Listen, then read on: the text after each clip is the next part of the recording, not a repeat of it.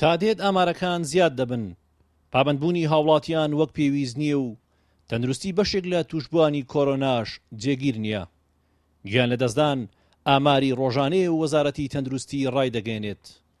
لە سنووری ئیداری ڕاپەڕینیش تا دێت ئامارەکان لە هەڵقشاندایە.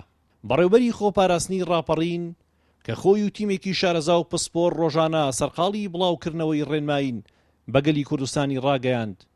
خۆپارێزی و دوورکەوتنەوە لە قەرەباڵغی تاکە هۆکار و ڕێگای دروستی ڕزگار بوونە لە ڤایرۆسێک کە هەمووانی وەک یەک خستۆتە بەردەم مەترسی. هاوڵاتی بەڕێز بۆچی خۆمان بکوشین؟ تۆ کە داواکاری تەیە دەتەوێت بژی، بەڵام کە پابەند ناوی بە ڕێنمایەکان تۆ تووشی نەخۆشی دەبی، تووشی کارەسات دەبی. ئەی ئەوە چەندی بەچەند؟ بۆچی تۆ خۆت ناپارێزی، خۆت پارێزی دوایەوەی چیت هەیە داواکاری خۆت جەبێ. من داوا دەکەم لە ئێستادا باشترین چەک بۆ ئێمە خۆپارێزیەکان زۆر ئاسانە، تەنها ماسک و دەستکێشە. ماسک و دەستکێشی دەست ناکەوێت. من دوێنێ چوومە ناو خەڵکەوە، ماسکت دەست ناکەوێت، دادەکان هەمووی لچکی پێوەیە، لچکەکەت بکە.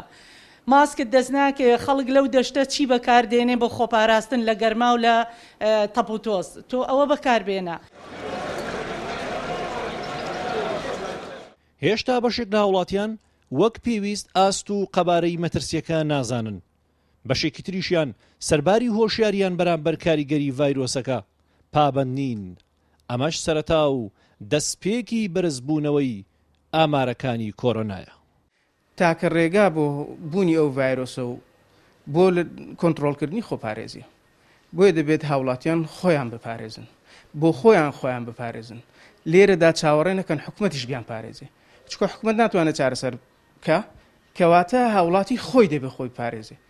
و ئەو شتەیەکە ئێستا دەبینین ئەو کەم تەرخەمیە یان ئەو کەمی پابەندبوونی هاوڵاتیان بۆ ڕێنماییەکان کارەساتی گەورە دەخۆڵخێنێ. ئەو قسەی کە دەگوترێ ئێمە ئازیزانمان بە بەرچاوی خۆمانەوە گیان لە دەست دەدەن، پێم ناخۆشەکەوا دەڵێم، بەڵام ئەوە واقعەکە دەبێت خەڵک بە خۆی بیبینێ.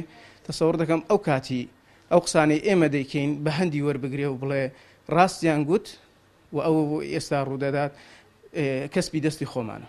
بۆیە هیوادارم هاوڵاتیان پابەند بن بەو ڕێنمایانەی کە دەگوترێ. لە سنووری ئیداری ڕاپەڕین ڕۆژانە چەند تیمێکی تایبەت سەرقاڵی وەرگرتنی سامپڵن.